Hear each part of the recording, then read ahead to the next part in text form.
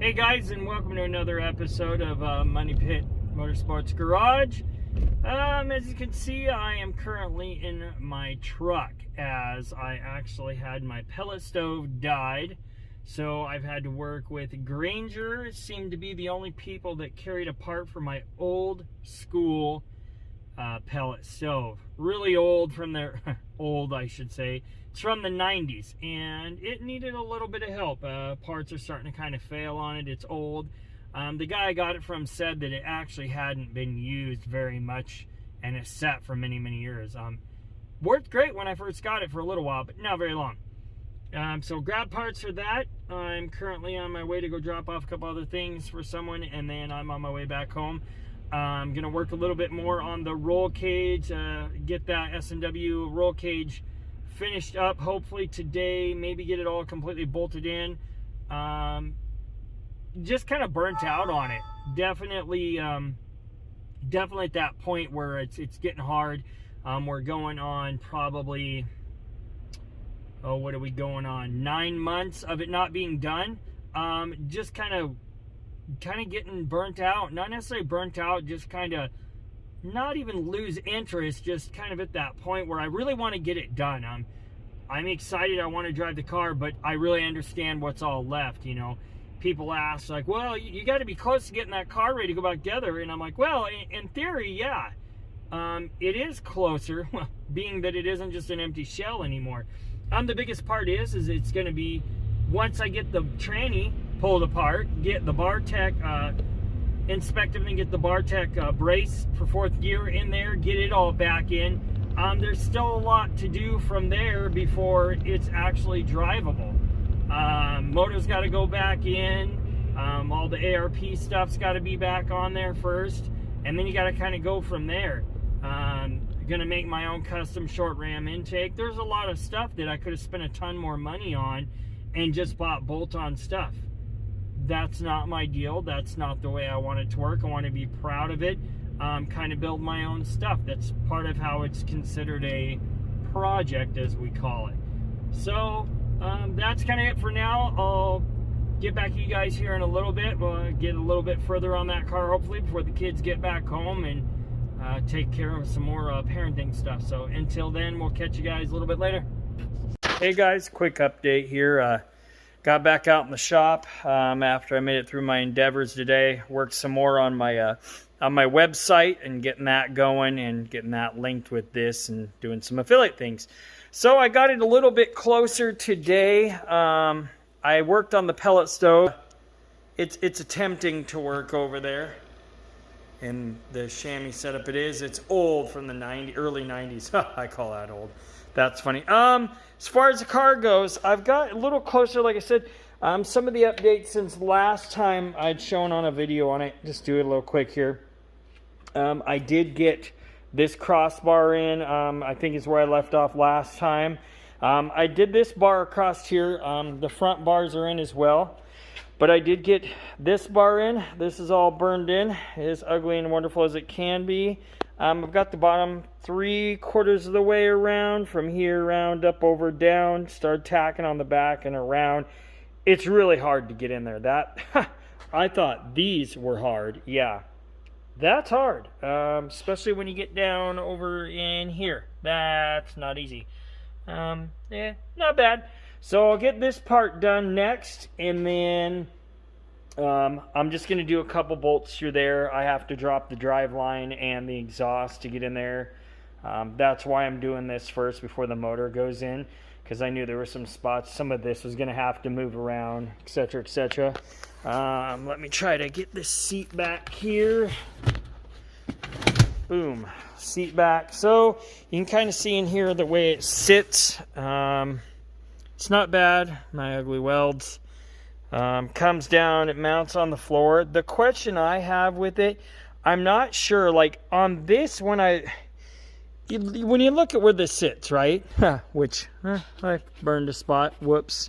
My blanket obviously wasn't quite thick enough. That sucks. This was a perfect interior.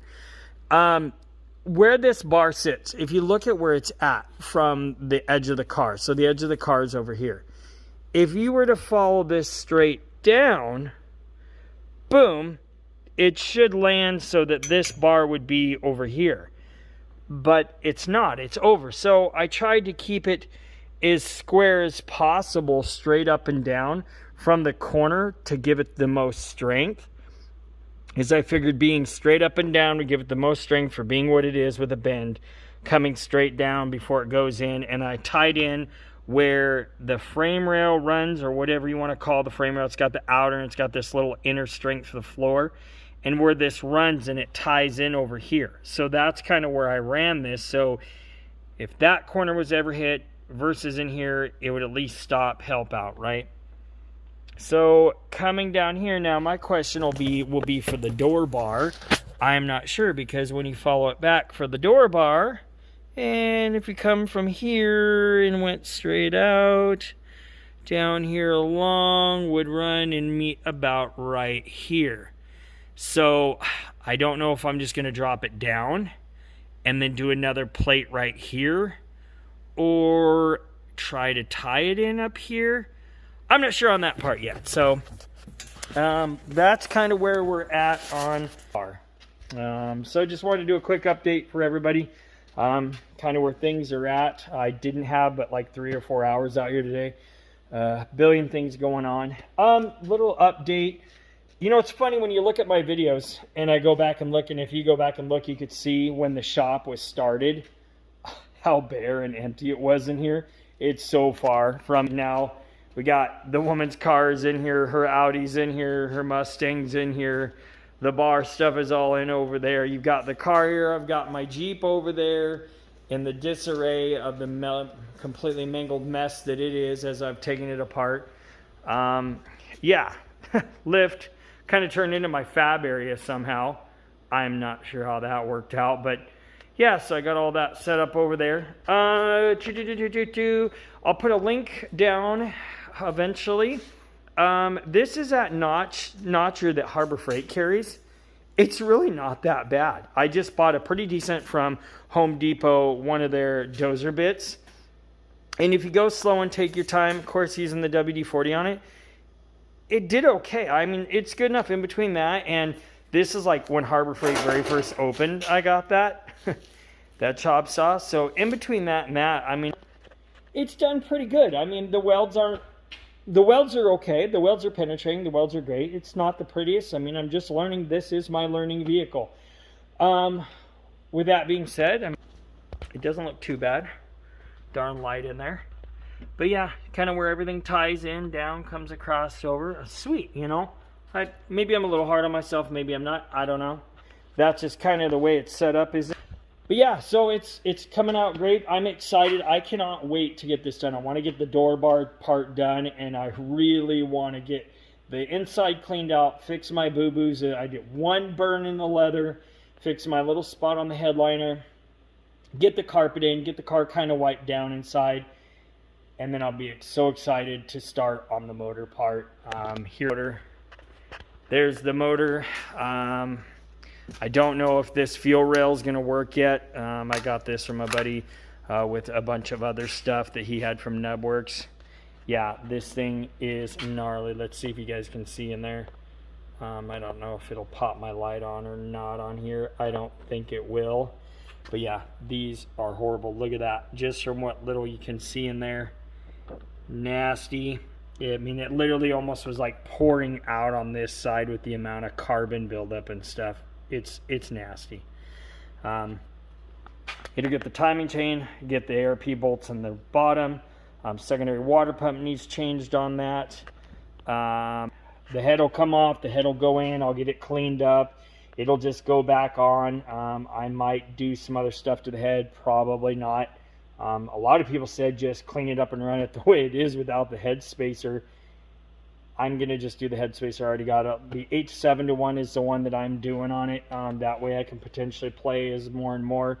Hopefully the bottom end bearings are good. I mean, it's always a gamble, right? You could pull it apart, look like brand new. I know the guy that owned the car since it had literally less than 10,000 miles on it. It's got a bunch of newer parts on the outside. The GTI I used had a bunch of newer parts. We'll see how it goes. I'm excited. I got a couple guys that I follow on YouTube as well that are very knowledgeable, that have done a lot more hands-on than I have. I was a 2.0, 1.8 guy, 1.6 guy. I can pull those motors apart and rebuild them in my sleep and go back through them. I've never messed with a 24 valve. I had a 12 valve Mark II Golf that I built. It was a pretty sweet car for being what it was. Yeah, this will be my first 24 valve and my first R. So right on, guys. I just wanted to give you the update here. This is where things are. Hopefully get back to you guys soon. Yeah, get back to you guys soon and get some more of this done. Until then, be good to yourself. Be good to each other out there in this crazy world. We'll talk to you later. Bye.